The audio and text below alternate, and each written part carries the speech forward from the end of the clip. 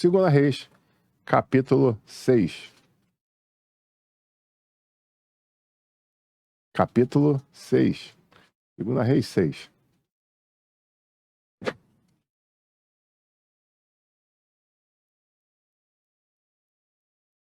Amém? Todos acharam?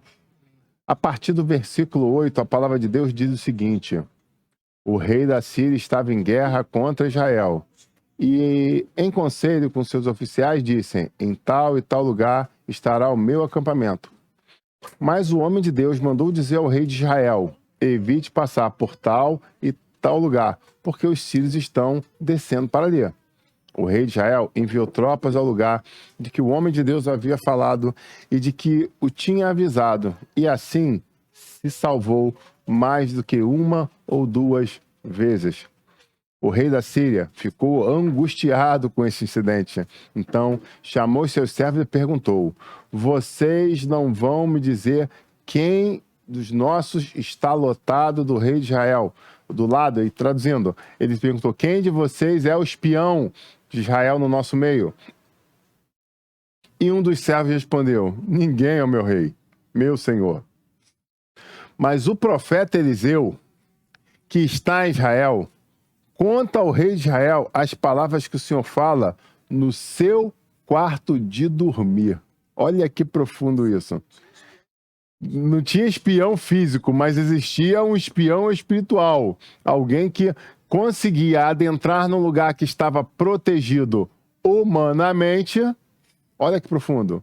Mas que no fundo, tinha uma força, existia um algo a mais que passava das questões físicas. Amém? E é exatamente como eu comecei dizendo. Então o rei disse: vão e descubram onde ele está, para que eu mande prendê-lo. E contaram ao rei: ele está em Dotã. Então o rei enviou para lá cavalos, carros de guerra e um grande exército. Eles chegaram de noite e cercaram a cidade. Senhor, em nome de Jesus, eu quero apresentar essa palavra diante do Senhor. Quero apresentar as nossas vidas diante de Ti e suplicar-lhe que, em nome de Jesus, primeiramente, o Senhor tome esse ambiente em Tuas mãos, esse ambiente que nós já glorificamos e exaltamos ao Senhor. Queremos apresentar as nossas vidas diante de Ti e pedir que o Senhor venha nos direcionar, nos dar discernimento do que fazer, de como fazer, do que falar e de como falar. E desde já pedimos ao Senhor que ministre aos nossos corações, quebrando todo impedimento, tirando toda pedra de tropeço, em nome de Jesus. Tira o coração de carne, tira um pedaço do coração de pedra e coloca um coração de carne, em nome de Jesus, um coração propício para Te adorar. Amém, igreja? Amém? Glória a Deus. Oh, Jesus, Tu és bom.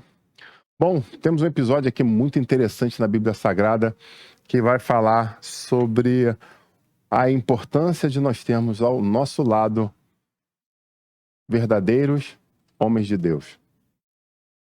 Israel estava numa guerra e o exército sírio se levantou com grande força contra Israel.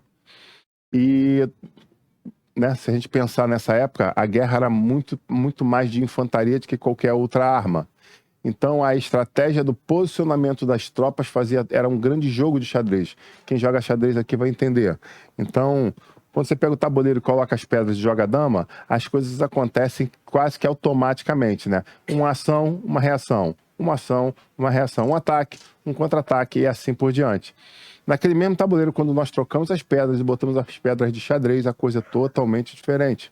Nós vimos ali uma estratégia sendo montada, onde às vezes 3, 4 rodadas passam e ninguém comeu, entre aspas, a pedra de ninguém. Ninguém tomou a pedra de ninguém. Foi só uma mexida para lá, mexida para cá, onde na verdade está sendo arrumado o quê? Uma estratégia de ataque ou uma estratégia de defesa. Amém? Assim era nos exércitos antigos. As pessoas movimentavam tropas, artilharia, movimentavam cavalaria, movimentavam infantaria, faziam ali um plano, né, em que lugar seria melhor para guerrear, que plano estaria mais alto do que o outro, onde seria melhor do que o outro, e assim eles montavam a estratégia de combate. E o rei sírio fez exatamente isso, ele montou a estratégia dele de combate junto com os seus generais. Só que quando ele falou, vamos fazer uma emboscada aqui, o que aconteceu?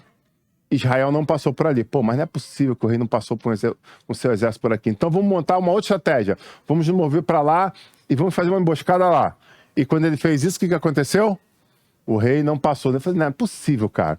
Isso aqui é a rota dele, os espiões. Sim, aqui é a rota dele. Né? Ele normalmente move as tropas dessa forma. E por que está dando errado? Tem alguém no nosso meio que está sendo canal para o exército inimigo? E aí eu chamo você a refletir sobre isso. Quantas vezes as coisas não estão acontecendo na sua casa, no seu emprego, na sua família, na sua igreja, porque nós temos no nosso meio um anátema. Porque nós temos no nosso meio uma pessoa que está fazendo o quê? Pegando todos os planos que nós traçamos e entregando de bandeja para o inimigo.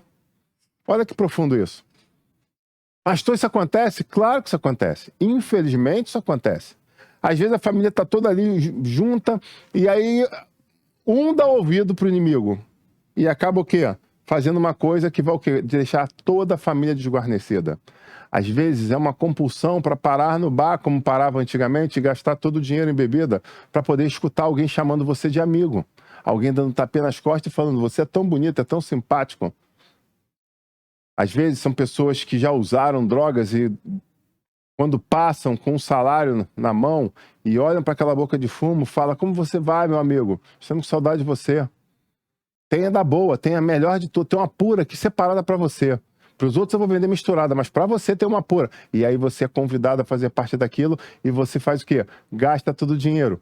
Pô, mas aí o dinheiro é da pessoa, quem está sendo atacado é ela. Não.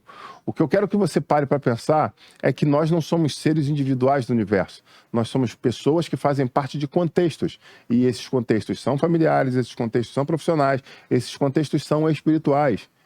Então, quando nós deixamos a fraqueza nos vencer, nós estamos o quê? Enfraquecendo o núcleo na qual nós fazemos parte. Então, não se resume somente a mim. Se eu tenho uma família, eu tenho 3 filhos, eles estudam na escola particular e eu preciso daquele dinheiro para pagar a mensalidade. Do momento que eu me venço, me deixo vencer e gasto esse dinheiro de uma forma, né, como uma cilada do inimigo para a minha vida, o que vai acontecer? A família vai pagar, eu não vou pagar sozinho. O colégio não vai ser pago, as crianças vão ser humilhadas, vão ser pesadas. De repente, aquele carro que você tem comprado por leasing, o banco vai vir na tua porta, bater na porta, vai tomar aquele carro. E às vezes é o carro que você trabalhava. Então as coisas não acontecem de uma forma isolada diante dos nossos erros, mas eu quero que você entenda que muitas vezes, quando nós permitimos que os erros venham e nós damos voz, nós damos espaço para esse erro, muita coisa acontece. Sabe, certa feita eu escutei uma mãe de família falando que gostou muito de viajar, gostava muito de viajar, mas o seu marido não gostava. Não gostava ou não gostava, aspas? Não gostava, aspas. Por quê? Ele viajou por muitos lugares do país, mas ele viajou sozinho e com seus amigos. Mas ele nunca teve o prazer de viajar em família. E aí eu pergunto, o que vai acontecer no passar dos tempos por causa disso? Vai haver o quê? Consolidação, solidificação de relacionamentos? Ou a tendência que haja é o quê? Isolamento. Você não precisa ter um QI de Einstein para poder fechar essa equação. Então, de novo, eu falo, nossas ações trazendo reações. Muitas vezes você chega e nós temos algumas histórias muito tristes, uma delas me veio agora à cabeça, sobre uma pessoa que, quando adulta, estava sendo atacada por espíritos específicos, né? De uma coisa específica, eu não me sinto confortável, visto a plateia, de entrar em detalhes. Mas o fato é, ele estava sendo atacado por espíritos específicos. E aí, quando foram ali tentar ajudá-lo, e aquele cara hoje era um homem de Deus, um cara convertido, transformado, um pregador da palavra. E aí, quando ele pediu ajuda a um outro pastor, né, desabafando aquela dificuldade que ele estava passando, e o outro pastor tentou ajudar. Mas eu não entendo, você é um homem de Deus, vamos tentar descobrir o que aconteceu. E aí começou a fazer atendimento, começou a fazer um acompanhamento e diante desse atendimento / acompanhamento foi entendido que no momento da sua infância o seu pai havia cometido uma situação que agora, passados anos, acometia ele ciclicamente de tempos em tempos e agora ele é adulto, chefe de família, pastor, estava sendo mais uma vez atacado por uma situação que aconteceu na sua infância, na sua tenra infância. Então, de novo, mais uma vez, nós ficamos vendo que o anátema colocado dentro do arraial pode literalmente frustrar os planos de uma grande guerra. E aí essa guerra, não estou falando somente o comprar agora uma casa própria, ou de repente trocar de carro, ou passar num concurso, porque são coisas que de repente são mais a curto prazo. Mas eu estou falando que às vezes essas atitudes podem mudar uma geração, pode mudar uma história plena. Porque a sua atitude hoje de anátema, a sua atitude hoje como um infiltrado, como um espião, pode ocasionar problemas nos seus filhos, que vão ocasionar problemas nos seus netos. Mas, na verdade, quando você para ler a história que foi escrita pelo Senhor, dentro daquele casamento que hoje você fez, na expectativa de construção de família que você vai ter, Deus já via que os seus netos tinham um grande chamado para ser evangelista, onde ganhariam milhões e milhões de pessoas. E agora essa atitude está comprometendo o quê? Comprometendo gerações, está comprometendo lá na frente. Então, mais uma vez eu te peço, em nome de Jesus, lembre-se, as suas atitudes hoje não se resumem a você. Você pode estar colocando em risco um grande exército. Nesse caso, algo diferente está acontecendo. Não era um anátema, não era um espião, era um homem de Deus. Só que esse homem de Deus não estava entrando ali para desconstruir. Pelo contrário, ele estava entrando ali para salvar vidas. Porque quando eram feitas as emboscadas, a expectativa é que houvesse a morte não só do rei, mas de uma grande parte do exército. E quando ele trabalhava dessa forma, né, de uma forma preventiva, dando o spoiler, dando o aviso de onde estavam os acampamentos do inimigo, ele realmente fazia o quê? Fazia com que os seus se desviassem daquela arapuca, daquela armadilha, e com isso preservou diversas vidas. A ponto do rei inimigo ficar muito nervoso. Não é possível. Não é possível que exista tal poder, exista tal magia. Ele não conhecia quem era o Deus Todo-Poderoso. E ele chega e fala, tá, o rei está se escondendo de mim, mas esse profeta, aonde que ele está? Porque ele entendeu que se a gente alcançar o profeta, a revelação para, esse spoiler para, e automaticamente ele volta a ter superioridade na guerra. Isso seria óbvio. E aí eu lembro uma conversa que eu tive ontem com um grande evangelista, onde nós falávamos sobre a profissão pastor. Sobre por que muitas pessoas acreditam que ser pastor é uma das melhores profissões dos dias atuais. Então, muitos evangélicos sentados em bancos de igreja sonham em ser pastor. Agora a pergunta é, por que eles sonham em ser pastor? Existem pessoas que são vocacionadas, e eu não vou questionar isso. Mas existem outras que fazem uma conta matemática simples. Quantos cultos normalmente as igrejas têm por semana? Normalmente você tem 3 cultos por semana. E quantas horas em média dura cada um desses cultos? 2 horas. Então, há de se convir que ser pastor é um trabalho que vai trazer uma remuneração para que você faça um trabalho de uma carga horária de 6 horas. Pô, é o melhor emprego do mundo. Eu vou trabalhar 6 horas, vou ganhar um salário e ainda vou falar das coisas de Deus já? Que maravilha! É verdade, coisa linda isso, cara. Eu falo de Deus, eu falo da Bíblia, ganho um salário, trabalho 6 horas por dia, ainda posso ficar na internet ali vendo, né? Depois faz um... Eu tô me sentindo meio gordinho nessa filmagem. Muda a configuração depois da... Ainda pode dar uma melhorada numa repaginada, né? Mudar a foco da iluminação, para sair mais bonito na filmagem. Você pode fazer tudo isso ganhando salário ainda para trabalhar 6 horas? E eu estava conversando com esse evangelista exatamente isso. Essas pessoas talvez não tenham noção do que é ser pastor. Talvez não tenham noção do que, qual é a real carga horária de um pastor. Até mesmo porque verdadeiros pastores muitas vezes trabalham no meio da madrugada. E não paga hora extra, não paga adicional noturno. Muitas vezes, ser pastor é você olhar para uma pessoa, Deus te dá uma revelação e você entregar essa revelação para essa pessoa. E aquela pessoa decide mudar a história da sua vida e às vezes não se resume, como eu disse aqui, mudar a história da sua vida, mas muda a história de gerações. Então, às vezes, uma palavra profética que você lança, uma palavra evangelística que você lança, uma palavra de correção que você traz, vai fazer uma transformação de milhares de vidas.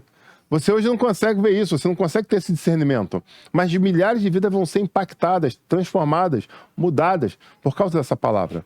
E eu pergunto para você, esses espíritos familiares, esses espíritos hereditários que operavam contra aquela pessoa e agora vem a casa literalmente sendo fechada para elas e agora ela começa a ser adornada. O que você acha que esses espíritos vão fazer?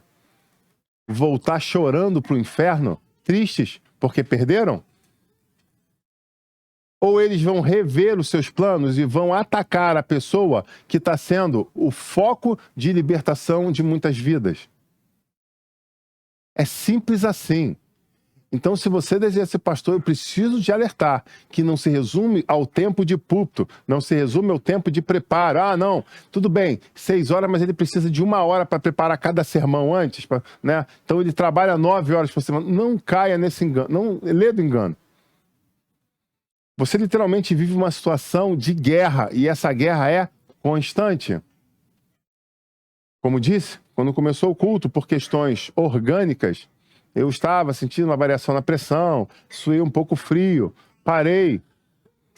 E aí, se fosse alguém que fosse de CLT, poderia chegar e falar assim, eu vou ao médico pegar um atestado para ficar em casa.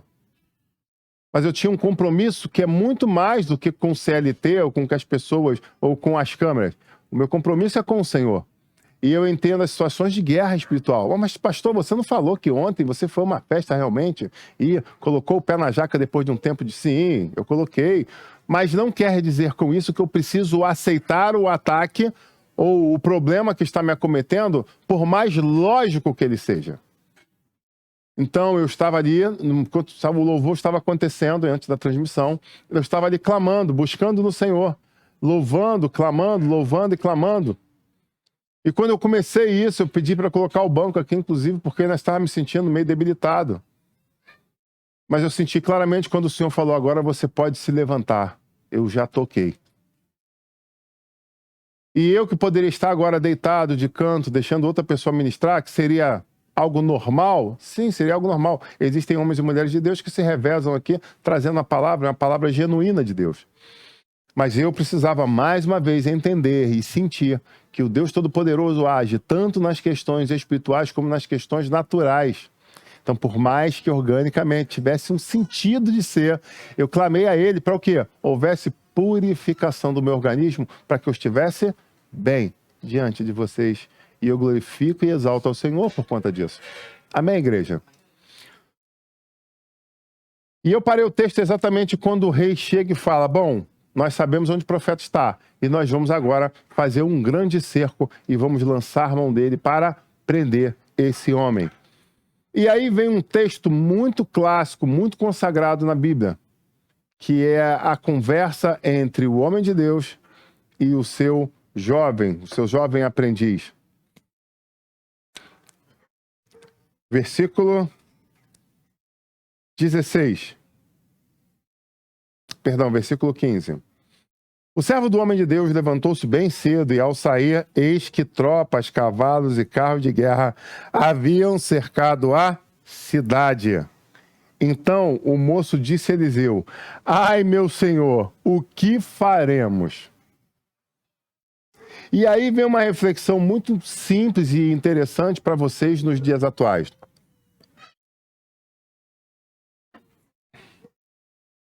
Ele perguntou para o Google o que fazer?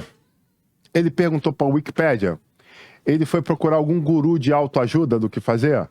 Ele foi procurar quem? Ele foi procurar um homem de Deus. Muitos dos seus problemas não estão sendo resolvidos, eu digo com toda a propriedade para você, porque você não teve a humildade de procurar um homem de Deus. Porque se você procurar um homem de Deus, eu quero dizer que as coisas vão começar a acontecer na sua vida de uma forma diferenciada. Eu tenho certeza, eu profetizo em cima do que eu estou dizendo. Existem coisas travadas na sua vida porque você não tem coragem de procurar um homem de Deus para que isso seja destravado. Ah, mas eu preciso de terceiros para resolver as coisas? Algumas coisas sim. Algumas coisas cabem somente a nós. Mas existem outras que nós precisamos procurar os nossos irmãos e confessar os nossos pecados. Isso está escrito na Bíblia. Não é somente confessar o Senhor, confessar os meus irmãos. Mas eu vou perguntar, eu vou confessar uma coisa que pode trazer morte a qualquer irmão? Claro que não. Eu tenho que procurar alguém que tenha estrutura emocional e espiritual. E aí, preste atenção, porque alguns têm estrutura espiritual, mas não têm estrutura emocional. Infelizmente, existem alguns homens de Deus que não se preparam também emocionalmente para poder receber certas cargas. E aí acabam agindo na emoção. Eu convido a você a refletir sobre isso. Se você é um homem de Deus que está assistindo isso, preste muita atenção. Procure buscar também um alicerce, o blindar das suas emoções, da sua alma. Amém? Para que quando as bombas vierem, você saber desarmá-las com calma. Se você ficar nervoso, essa bomba pode explodir matando tanto a pessoa que eu trouxe, quanto a você mesmo. Então, você precisa procurar uma pessoa que tenha discernimento espiritual e que também tenha um discernimento emocional. Essa semana eu fui procurado por uma jovem de uma outra igreja que falava exatamente isso. Ela falou assim, pastor, eu estou fazendo um acompanhamento psicológico e em meio a este acompanhamento psicológico eu estou melhorando, estou tratando muitas coisas, estou resolvendo muitas coisas dentro de mim. Porém, quando eu trouxe algumas coisas para a psicóloga, ela fala assim, olha, veja bem, eu achei até muito interessante por parte dessa profissional. Ela falou, isso aí foge um pouco do meu campo. Mas você não é evangélica? Ela falou assim, sim. Será que não valeria a pena tratar desse problema com alguém da igreja, algum líder da igreja? Porque isso aí é uma outra área, traduzindo, será problema espiritual, e a psicóloga não queria se meter nisso. Ela estava ali para tratar a alma, as emoções, não as questões do espírito. Ela falou, será que de repente você não tem alguém na sua igreja que tenha uma competência para te ajudar nesse ponto? Perfeito. E ela fez a sondagem, ela falou assim, eu sei que na minha igreja tem homens, mulheres maravilhosas, mas em cima disso que está sendo pedido, e o que eu sei que eu preciso, eu me senti confortável em lhe procurar para saber se você podia me ajudar. Falei, perfeito. Eu estou aqui para trabalhar para o reino, não estou para trabalhar somente para uma bandeira. Infelizmente, alguns fazem isso, trabalham somente para a bandeira. Esquecem o que é reino de Deus. Não, você é ovelha de outra igreja, vai para outra igreja. Não tem nada contigo. Vai lá onde você congrega, onde você dizima, onde você oferta e procura lá a tua liderança.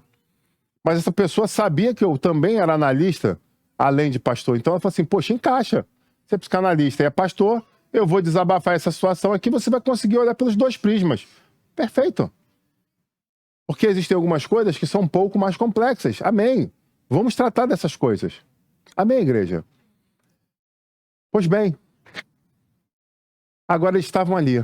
E aquele homem se abalou emocionalmente. Por quê? O que ele via diante dos seus olhos era realmente um problema. Ele não estava somente num surto psicótico. Ele olhou o tamanho do exército e falou assim, agarrou, meu amigo.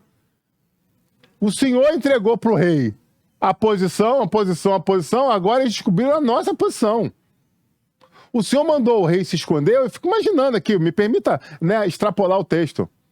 Principalmente que a gente sabe de quem a gente está falando. É alguém que veio a ter problemas em outros momentos. O senhor escondeu tão bem o rei e o seu exército e a gente ficou vulnerável. Eu fico imaginando ele ali se questionando em meio a essas coisas. Agora tem um grande cerco. Já era. Ai, meu senhor, o que nós faremos? Mas em meio às inquietações, os medos, as preocupações dele, de novo eu repito, elas eram legítimas? Sim. A questão é o que nós fazemos com esses sentimentos. Ele fez a coisa certa. Ele procurou um homem de Deus. E procurando o homem de Deus, ele recebeu a seguinte resposta. Não tenha medo, porque são mais os que estão conosco do que os que estão com eles. Tem um grande exército à tua volta, não se preocupe. Porque se nós estamos andando com homens de Deus,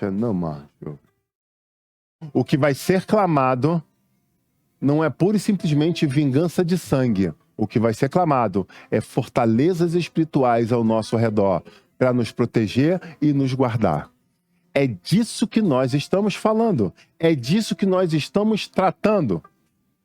E foi exatamente o que aconteceu, porque Eliseu orou e disse: Senhor, peço-te que abra os olhos dele para que ele veja. E o Senhor abriu os olhos do moço.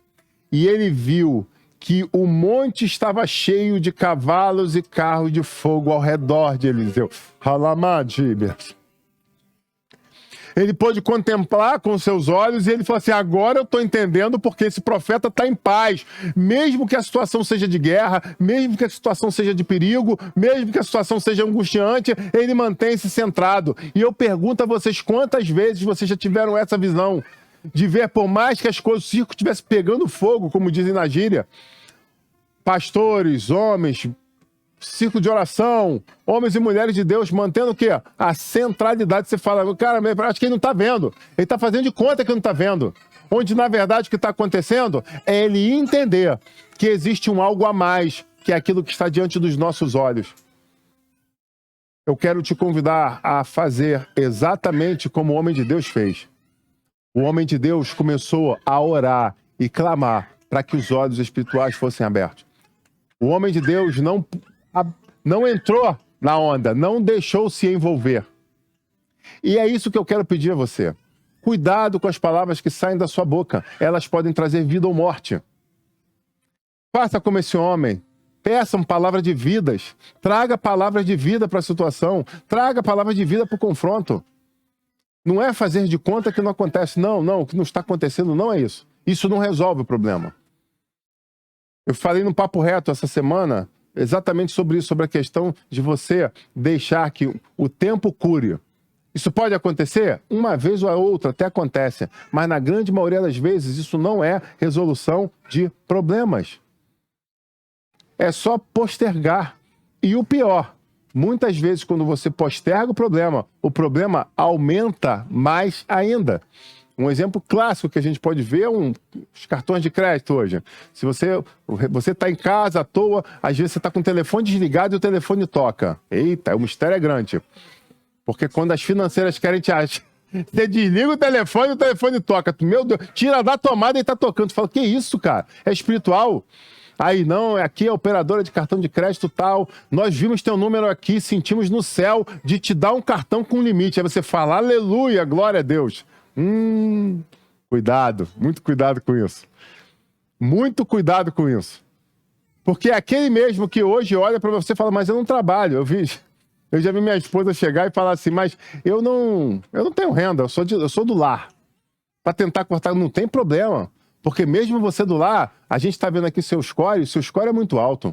Então mesmo alguém do lar merece ter um cartão com um limite de 5, 8, 15 mil reais. Ela, mas eu sou do lar, eu vou pagar isso como? Não se preocupe com isso. Não se preocupe com isso. Aí tu, tenta lá. Não se preocupe, depois a gente vai colocar um juro de 10% ao mês, ok? Esse juro vai ser sobre juro e daqui a uns 3 anos eu tô tomando a tua casa. Mas não se preocupe. Porque isso aqui para você é uma grande bênção. E eu paro nesse momento, te chamo a refletir sobre isso.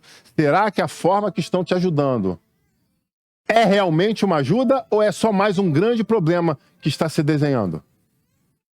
Você pode pensar, pô, mas hoje eu tenho uma dívida de 10 mil reais. Poxa, tá vindo aqui, isso aqui é um sinal. Eu vou lá, te saco 10 mil reais e pago a minha dívida.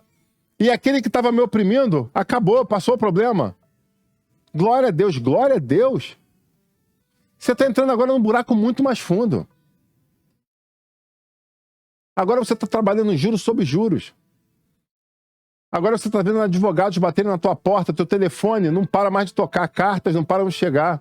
Ameaças e mais ameaças. Porque você entendeu que aquilo que era uma solução, na verdade, era um grande problema desenhado. E sabe o que é mais interessante? Muitas vezes pessoas que estão ao nosso lado são usadas para nos alertar, mas nós, em cima do nosso ensimesmar, está cheio de si mesmo, cheio de razões, não dão ouvido à voz da experiência. Certa feita alguém chegou para mim e falou assim, pastor, você está conduzindo errado o seu ministério. Eu falei, opa, então me explica aí qual é o erro.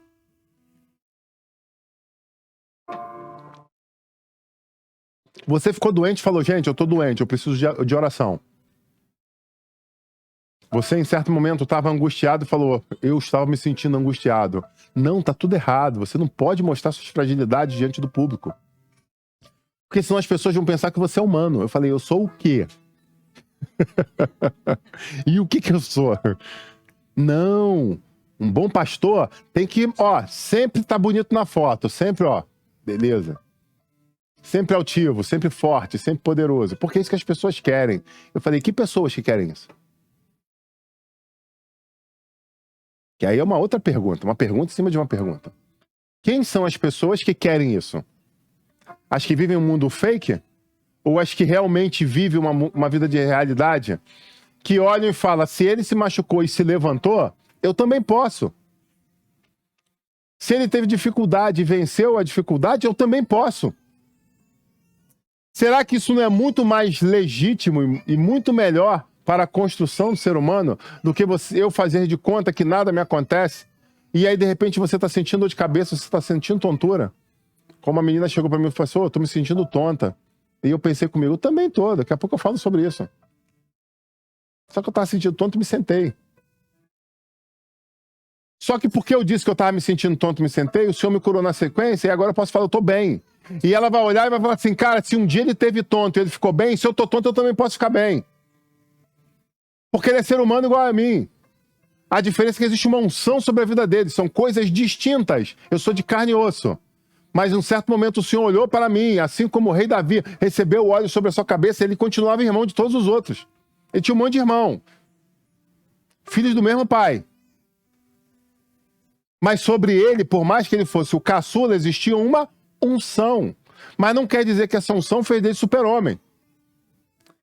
E aí, desse momento, o Espírito Santo me faz ir nas histórias dos valentes de Davi. Porque no momento que ele matou um gigante, eles foram para outros confrontos, tiveram outros gigantes que se apresentaram. O texto vai falar lá em 2 Samuel que em um momento de um combate ele se sentiu cansado. O pau estava quebrando, espadada para lá, funda para cá, lança para cá e vai, sobe big, volta. O negócio estava feio. E ele sentiu cansaço, porque ele era humano. Ele era rei, ele tinha uma unção espiritual sobre a vida dele. Mas ele também era ser humano, ele sentiu cansaço. E no momento que ele sentiu cansaço, ele sentou. Só que enquanto ele sentou, o que aconteceu? O texto vai falar que um gigante vendo aquilo se lançou contra ele. Só que um dos seus valentes, que já tinha aprendido como matar gigante, corre e defende o seu rei. E eu pergunto, e se Davi não tivesse mostrado que tem como matar gigante? Ele teria morrido prematuramente. Você está entendendo isso? Você está entendendo esse mistério? O fato de nós mostrarmos uns aos outros que nós precisamos de ajuda não nos mostra que somos menores. Pelo contrário, isso nos mostra que somos nobres, que nós reconhecemos. Mas eu quero te pedir também, para quando você estiver bem, dar o testemunho que você está bem, porque tem pessoas que só te procuram quando estão mal. E hashtag fica a dica, Ministério Goel. Se você tem uma dificuldade, você pediu ajuda a esse ministério, amém, nós estamos contigo. Mas pelo amor de Deus, avisa quando deu certo.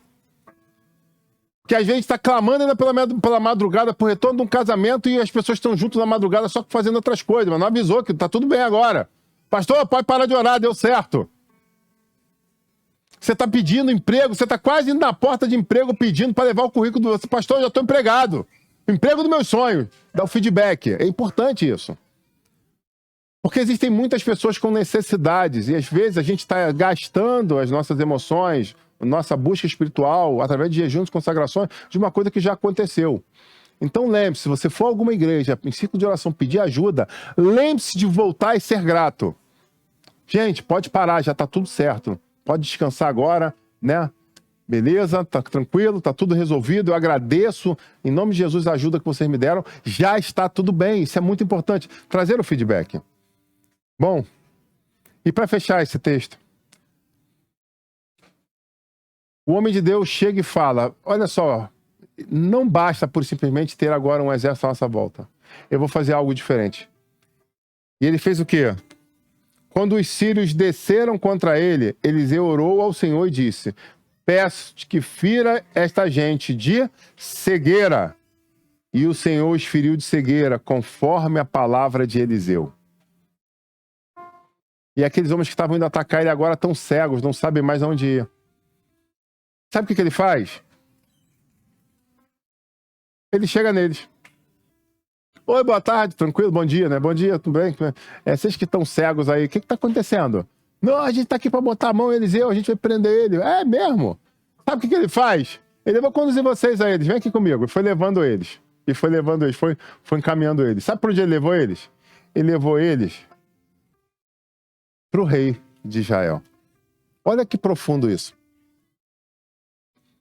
Ele trouxe aqueles que queriam matar. E olha que profundo isso. E ele está salvando a vida desse aqui, ó. Não vai por aqui que eles estão aqui, ó. Aí ele ia por outro caminho. Aí, não, vamos para cá para matar ele. A gente quer matar ele. Aí Eliseu tinha revelação, ó, rei, não vai por aqui, vai por ali, porque agora estão aqui. Ó. E ele ia desconstruindo. Para o quê? Para salvar a vida desses. Amém? Só que esses aqui que estavam com sangue nos olhos, como diz, né, no ditado popular, agora estão o quê? Cegos na mão daquele que ele queria prender. Olha só que profundo isso. E olha que grande lição que esse texto termina nos dizendo. Quando o rei de Israel viu, perguntou a Eliseu: meu pai, os caras estão aqui na minha frente, os caras estão tentando me matar há dias. Eu imagino que a galera já sacou a espada, o que eu devo fazer? Eu devo matá-los? E, de novo, você para e analisa sobre as questões óbvias da vida. O que seria óbvio que o rei faria com o outro? Mataria ele. Mas o que ele fez? O que ele fez? Perguntou ao homem de Deus. De novo. Homem de Deus. O óbvio é isso. Mas é realmente isso? É tão fácil assim? O Deus trouxe eles só para matar eles? É assim, cego, matar ele? E ele respondeu: não os mate. Você mataria aqueles que fizesse prisioneiro com a sua espada e o seu arco? Ordene que lhes deem pão e água para que comam, bebam e voltem para o seu Senhor. Meu Deus do céu. Eu fico imaginando essa situação. Eu olhar para a pessoa e falar assim: cara, você quer me matar? Você está tentando me matar um tempão. Agora você está aqui, você é meu prisioneiro. Sabe o que eu vou fazer contigo? Eu vou te dar comida, eu vou te dar água, eu vou te dar descanso e vou te mandar embora. Aí muitos falariam: louco é esse texto, louco é Eliseu. É o momento da vingança, de pegar, de fazer, momento de... Calma. Como eu te disse, nesse mesmo tabuleiro que você joga a dama, Deus joga xadrez. Sabe, os planos de Deus são muito maiores e melhores do que o nosso. Deus fez aquilo para o quê? Para que eles vissem quão poderoso era o Deus de Israel. Mas ele deu oportunidade, não que agora tivesse uma outra geração de guerreiros com ódio tentando invadir Israel, mas ele teve a oportunidade de tocar no coração de homens para mostrar quem era o Deus Todo-Poderoso. E às vezes você está tentando se vingar, você está tentando fazer coisas ruins para lavar a sua honra, o seu ego, onde na verdade Deus tem um plano muito maior do que esse. Um plano de transformação, de libertação e de cura. E você é o instrumento vivo para mostrar que nós somos muito melhores do que essas pessoas podem imaginar. Porque nós temos o Espírito de Deus fluindo da nossa vida. Essa é a moral dessa história. Versículo 23. Então o rei ofereceu o quê? Um lanchinho, um pãozinho, um copinho de sopa, né? Foi isso que o rei fez? Não! A palavra diz que o rei ofereceu, não foi nem um banquete, você errou. Ele ofereceu um grande banquete. Porque se a Bíblia bota esse texto, essa palavra aqui, tem sentido, não está à toa aqui. Não é somente um banquete, ele ofereceu um grande banquete. E aí eu volto em Salmos e falo: Senhor, preparas uma mesa na presença dos meus inimigos. E muitas pessoas pegam esse texto e falam assim, o que eu vou fazer com isso? É para mostrar que eu sou sinistro, que eu sou altivo. Vou comer na frente dele. Só que agora Deus mostra uma outra situação para todos vocês e para mim. Que ele manda, prepara uma mesa, prepara um banquete, um grande banquete. E chama teu inimigo para sentar contigo. Porque você está mostrando para ele que você é melhor do que ele. Você está mostrando para ele que o teu Deus é um Deus diferente do Deus dele. Um Deus misericordioso, um Deus compassivo. Um Deus que continua acreditando na transformação da pessoa. Não é um Deus pura e simplesmente de vingança. Quando necessário, esse Deus pesa a mão e ai daqueles que estão sobre essa potente e poderosa mão. Mas é um Deus de novas oportunidades, de novas chances. Um Deus de recomeço. E a palavra fala, o rei ofereceu um grande banquete, e comeram e beberam. E ele os despediu, e eles voltaram para o seu senhor. E da parte da Síria não houve mais investidas da terra de Israel. Deus está te dando a estratégia para você agora viver uma vida de paz, uma vida de recomeço. Chega de vingança, chega de ódio, chega de rancor. Está na hora de você pegar e fazer uma nova estratégia, uma nova ação.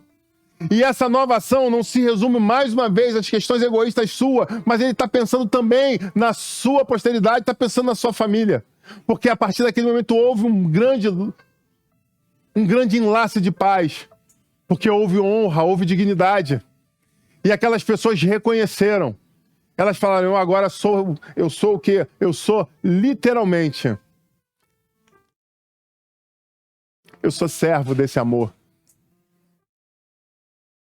Porque se eu me levantar contra eles, eu já tive muitas experiências para ver que o Deus deles é um Deus diferente.